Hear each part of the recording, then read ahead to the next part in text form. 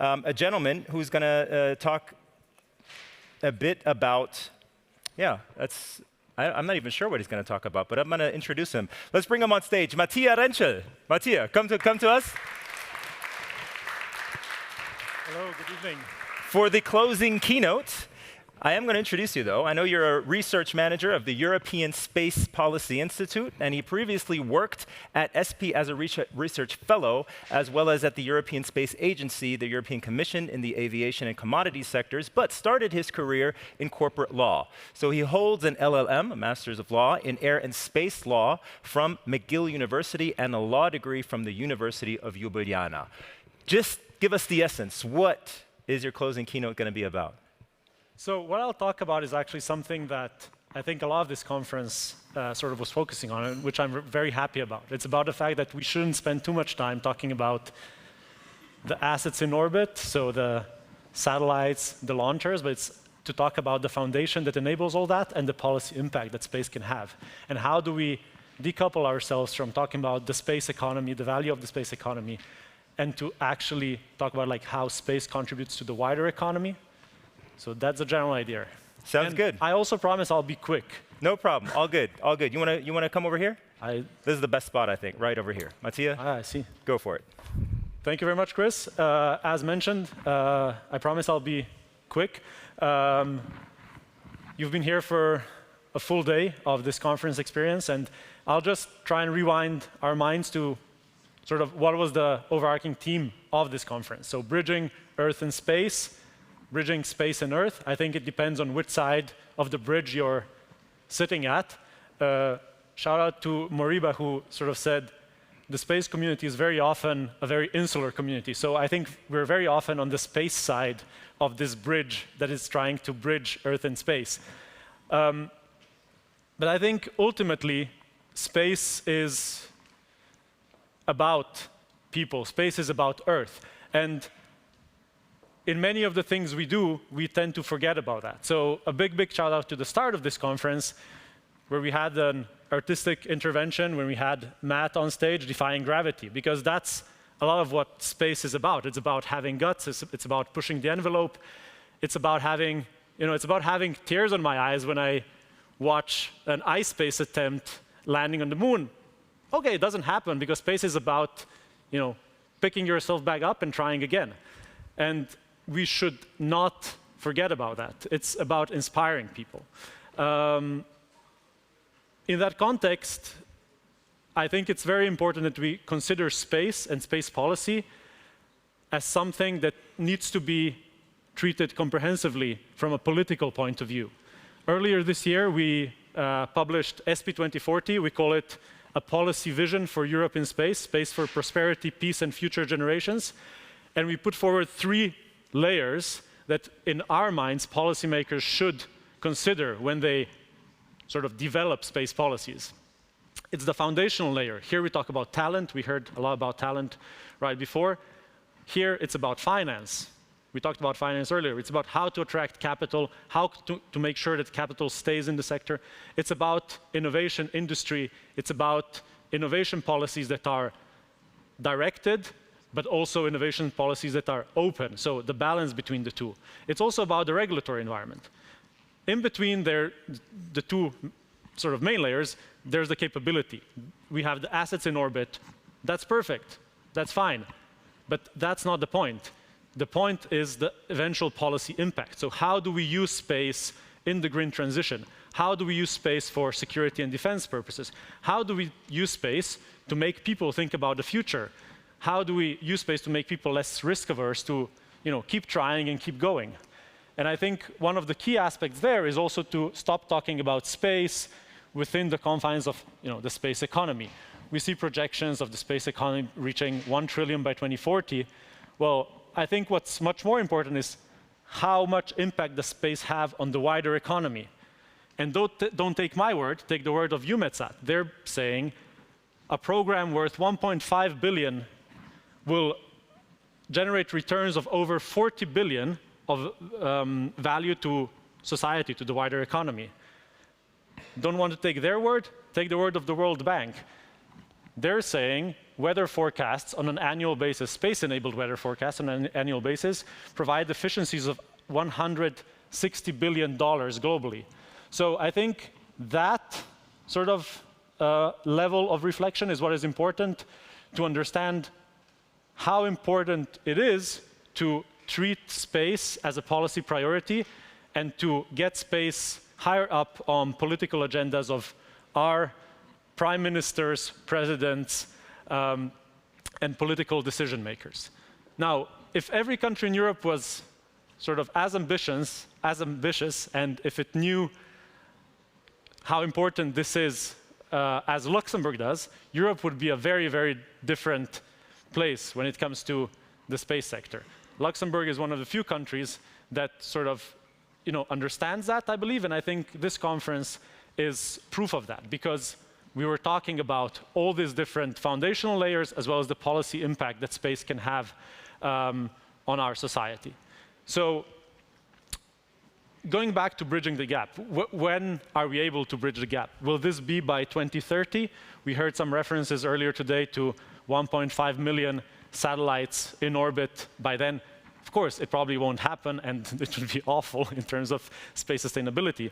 But if 1% of those frequency filings materialize, we'll double the amount of spacecraft in orbit that we see today. 2030, maybe not. Maybe we won't bridge that gap. 2040, by then we ran a study where we showcased that if we have a 1 trillion space economy by then, the value to the wider economy of the space economy will be multiplied by 7 or 8. So about 7 to 8 trillion of benefits to the wider economy produced by space. Going even further than that, perhaps 2060, maybe that's when this gap will actually be bridged and we will understand this question of space policy as something that is so ingrained into wider policy discussions that we will not, maybe we won't need a space policy institute at that point. But 2060 seems like a long time, and for some it is, for some it isn't.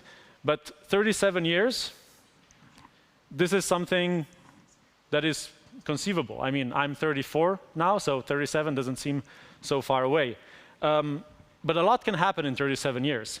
5 years more than that, 42 years, I believe.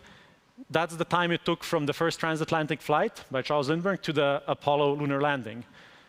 That's one end of the coin. The other end of the coin is by 2060, not many people will be around who still remember the Apollo landing.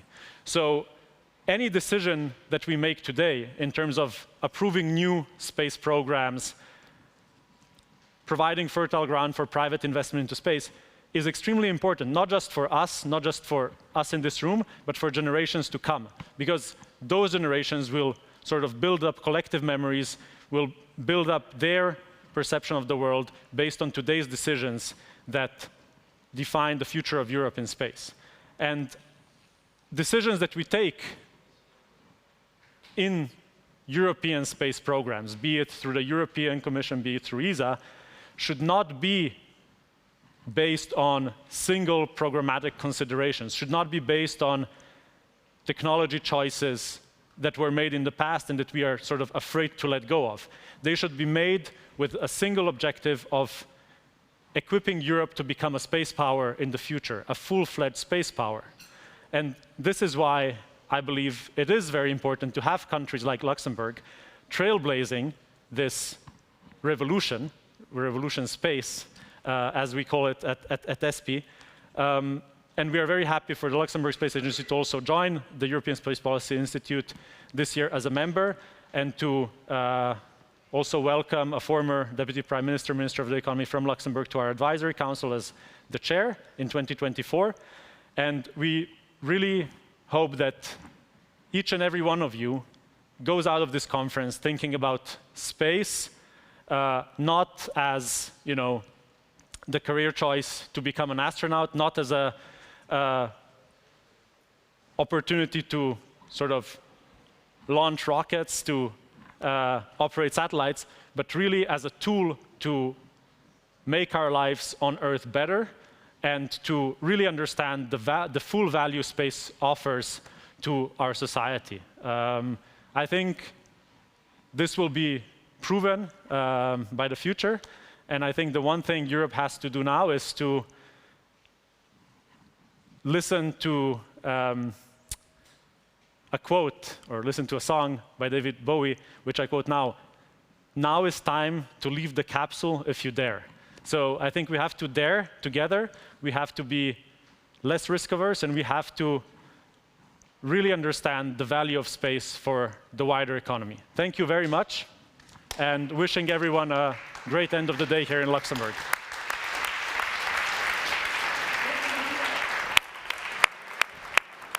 Mattia Rensche, definitely the toughest spot here on the agenda, the last one at the end of a long day, but thank you very much. Fantastic closing. So, we heard it. Space for AI, space for sustainability, space for finance, space for talents. The question is, how did you like it overall, ladies and gentlemen? Did you like it? Enjoy your day? All right, very, very good. So in closing,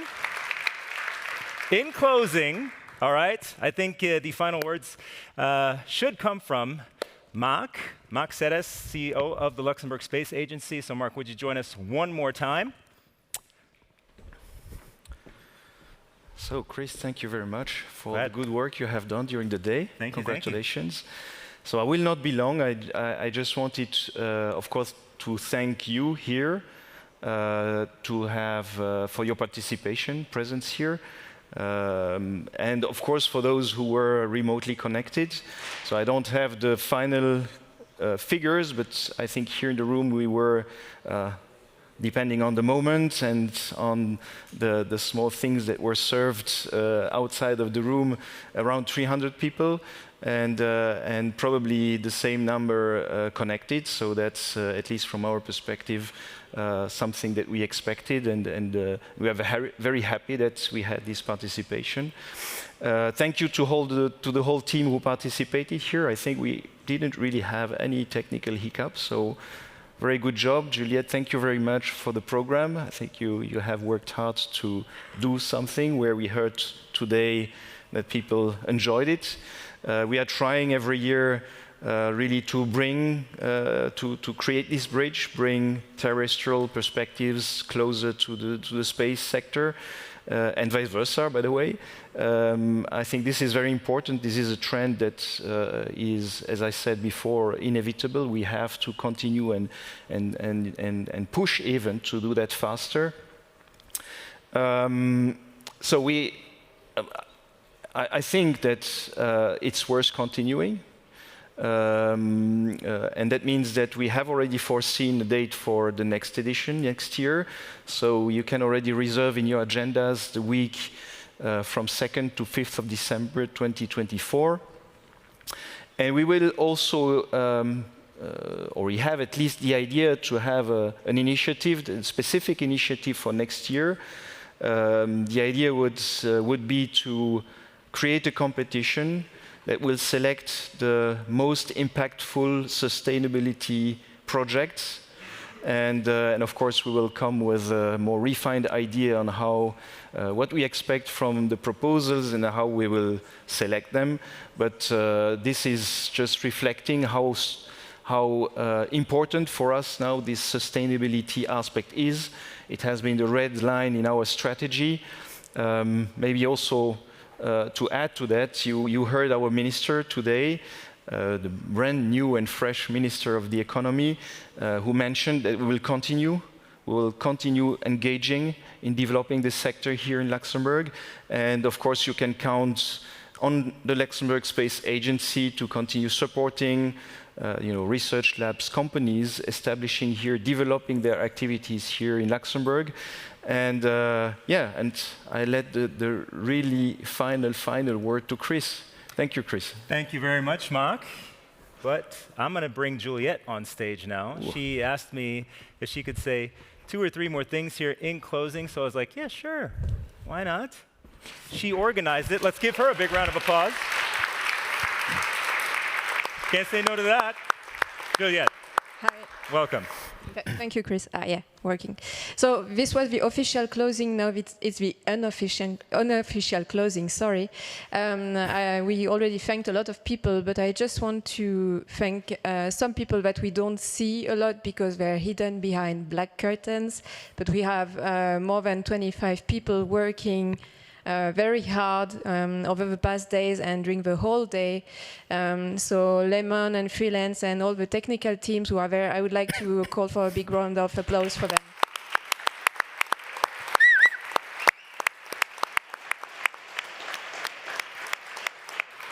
And thank you, everyone, for those who trusted us, for the panelists. It's sometimes not easy to be on stage and say what you have to say. So thank you for daring. Thank you for attending and listening.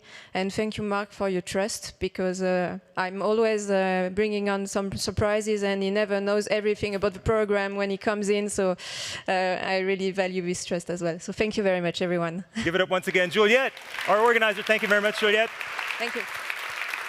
So, in closing, I'd like to invite everybody to our little get-together we've organized in a different location, the so-called Hitch, a wonderful location not far from here, just about 5 minutes, I think. You can walk down there easily, and it'd be great if we could get as many people together there once again for some more talks, some drinks, and just to enjoy the evening. Thank you for your attention. Stay safe. Let's keep exploring and hope to see you again next time. Thank you all. Bye-bye.